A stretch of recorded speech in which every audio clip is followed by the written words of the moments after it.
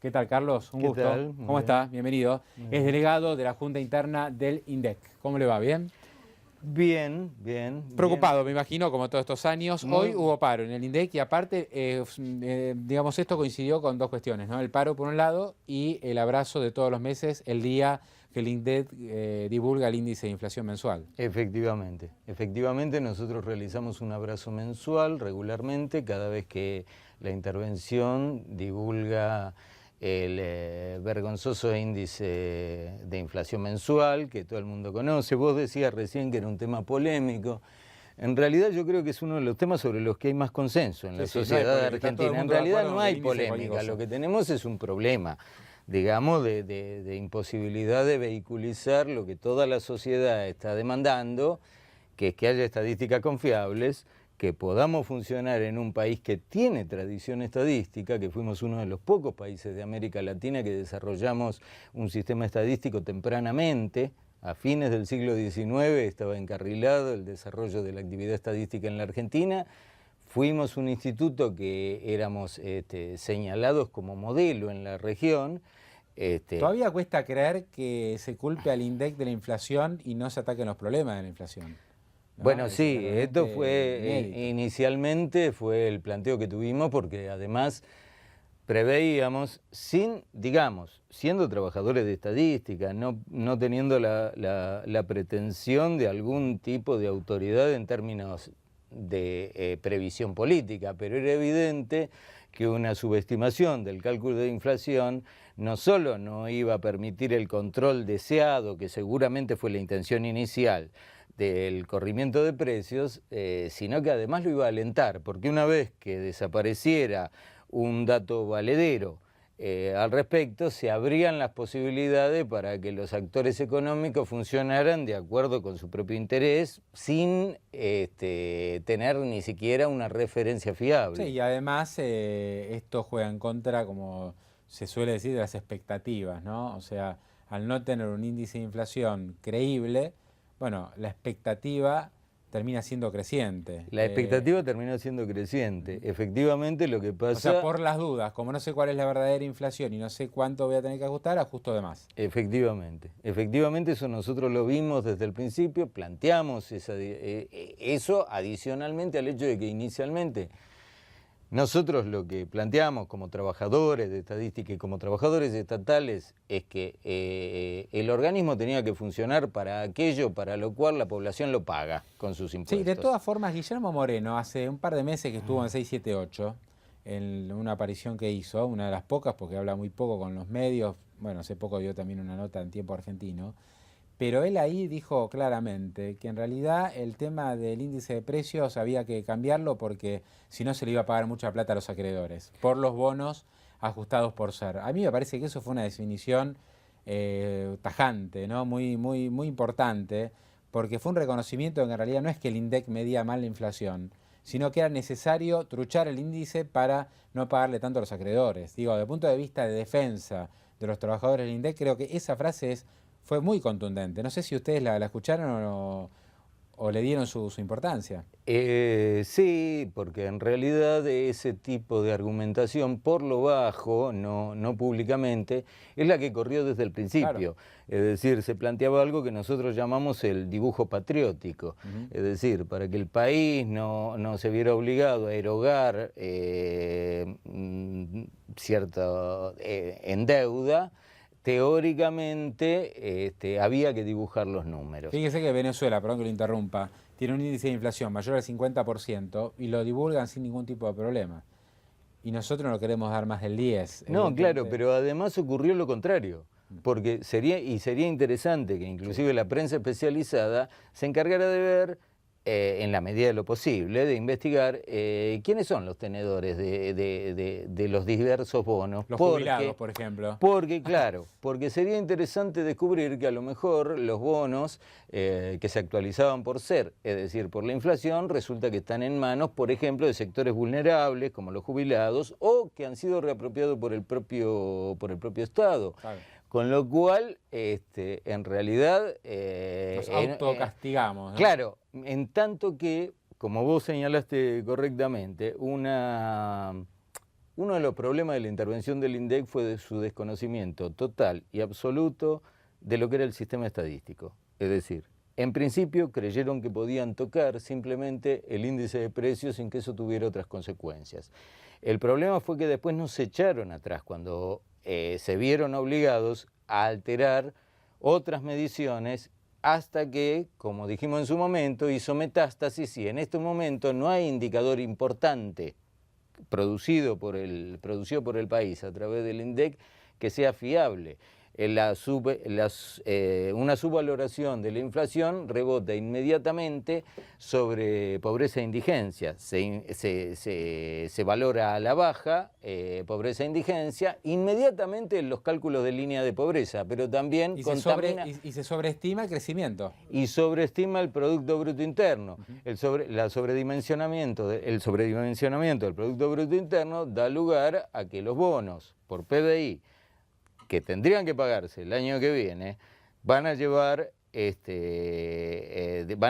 de las arcas del Estado una cantidad de divisas que no corresponde al crecimiento efectivo y real, con lo cual, aún ese argumento que desde luego, al margen de lo que pensemos éticamente del procedimiento, fue totalmente infecundo. Sin embargo, la intervención insiste en su presencia porque también hay una cuestión, por un lado política, de la dificultad aparentemente irrevocable de echarse atrás con una decisión desastrosa, pero además se generó un propio sistema interno de conveniencias, lealtades y dificultad de remover situaciones existentes que beneficiaron a una serie de personas y que afectaron decididamente al conjunto de la población y a los trabajadores del INDEC que tuvieron, para utilizar una palabra extraordinariamente antigua, la decencia de decir no vamos a trabajar mal, no vamos a mentirle a la población, no podemos alterar las metodologías de este modo y en algunos casos ni siquiera alterar la metodología, porque también se presentó, hay muchas cortinas de humo, se presenta como una discusión metodológica lo que no es tal. Si alguien viene con un número en el bolsillo y dice tiene que dar esto, y produzco después el trabajo a la inversa, claro, para que dé esto, no hay un problema metodológico, sencillamente hay una falsificación lisa y llana que además en su momento fue probada.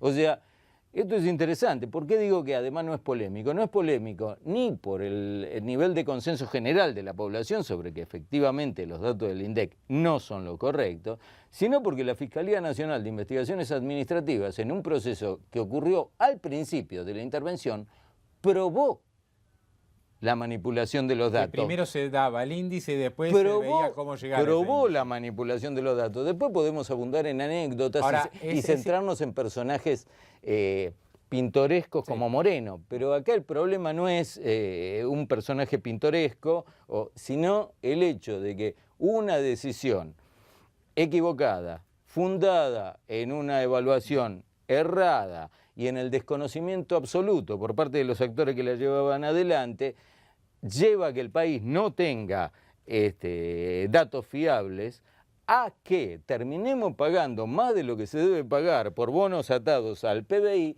y a que los trabajadores del INDEC sigan viendo vulnerado su derecho laboral, hostigados, amenazados, mantenidos en situación de precariedad laboral, de fraude laboral, con fallos de la justicia que no se respetan en absoluto, como en el caso de Marcela Almeida. Marcela Almeida es doctora en matemática, no hay nada que decir de su trabajo como coordinadora del IPC Nacional. ¿Hay un fallo ahora firme para...? Hay dos fallos. Hubo un fallo en primera instancia que desde luego fue apelado por parte de la patronal, es decir, del empleador, de la intervención del INDEC, pero un segundo fallo, que es fallo firme, indicando que hubo fraude laboral, porque además está el tema de la precariedad laboral. Carlos, te hago una pregunta. ¿Crees que el nuevo índice de precios, el IPC-NU, IPC Nacional y Urbano, que está preparando el INDEC y que ahora el 9 de diciembre aprobaría o analizaría el Fondo Monetario Internacional, ¿no?, que fue una de las noticias de la semana,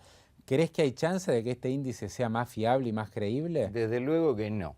Mientras dure la intervención, y además porque se destruyó el conjunto del trabajo. Esto puede haber una ilusión en alguna parte de la población de que en realidad como suele decirse con charla de callo, de café, ellos saben cuál es el número, pero dan otro. No. No lo saben. No lo saben. O sea se está volando en la niebla en piloto automático. No se puede reconstruir todos estos años.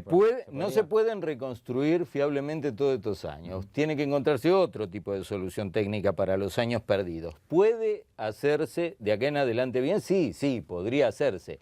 Pero desde luego no es la intención, ni es las posibilidades en las que están, ni es el planteo político. Aquí lo que sí hay es una dificultad con el frente externo, una situación determinada con los acreedores, una intención de no ver más complicada todavía la situación del país frente a los organismos internacionales de crédito y quizá también una voluntad de los organismos internacionales de priorizar el cobro por encima de la verosimilitud también. Esto lo tenemos que juzgar también como posible. Además, por otra parte, el Fondo Monetario va a recibir una serie de carpetas o debe tener informes de cómo supuestamente se quiere medir, pero no va a haber la medición. No va a tener nada para comparar si esto se mide bien o no. Para que quede claro, los equipos quedaron devastados. Hubo gente a la que directamente echaron. Se jubiló anticipadamente a todos los que se pudo. Se presionó y hostigó con los procedimientos más canallescos a un montón de personas de las cuales alrededor de 150 se vieron obligadas a retirarse porque estaban cansadas de recibir amenazas telefónicas sobre sus familiares, apretes en el ascensor, poda de sus remuneraciones, retraso en todas las situaciones laborales que además al lado encontraban gente recién llegada, sin preparación, absolutamente dispuesta a cumplir con lo que fuera, haciendo una carrera formidable. Entonces, mientras a algunos compañeros les retiraban las tareas, el escritorio, la computadora, le decían que tenía que ir a trabajar y cumplir el horario, mientras otros no lo cumplían, pero no sabían dónde tenían que sentarse porque no había lugar.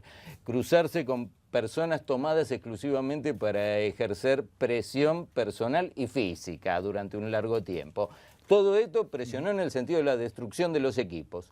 Lo que queda con personas en general muy poco preparadas para las tareas y con tareas que además se abordan improvisadamente y a último momento, como ocurrió inclusive con el censo de población, porque la gente cree que fuera de cuestiones como el IPC, ¿por qué van a mentir en el censo de población? No es que quieran o no quieran mentir. No tienen la gente para hacerlo. Es que destruyeron los equipos y una cosa que se prepara en 5 años la pretendieron preparar en 5 meses. Esta es la realidad y por eso descreemos rotundamente de una mejora en los términos que se están planteando con el nuevo IPC, llamado nuevo solamente a efectos de conseguir un relativo beneplácito del Fondo Monetario Internacional, del cual tampoco no garantizo que no quiera priorizar una voluntad de pago de un gobierno que está pagando. Carlos Achigar, de la Junta Interna de INDEC. Una cosita nada más. Quiero dejar bien en claro esto en relación a que en el INDEC sigue habiendo una cantidad de trabajadores organizados en ATE y entre los cuales está Marcela Almeida, que siguen en esas condiciones que dije antes, resistiendo día tras día esto. Son 7 años ya, ¿no? Son 7 años ya donde han pasado muchísimas cosas. Compañeros que inclusive han adelantado su partida de esta vida, porque el malestar laboral se siente tanto que el índice de compañeros que tuvieron que recurrir a atención psiquiátrica creció vertiginosamente en estos años. Marcela Almeida ha sido una de las afectadas, quiero que toda la sociedad lo sepa y que nos acompañe en esta tarea que tenemos nosotros, pero que también tenemos todos, de divulgar cuál es la verdadera situación y de luchar por una recuperación de ese organismo, porque tampoco podemos reemplazarlo con las investigaciones privadas, por las dimensiones del trabajo, por su propia naturaleza es el Estado el que es responsable y la sociedad está pagándole al Estado para que lo haga y no para que le mienta. Carlos Achigar, gracias por haber estado. Muy amable, gracias.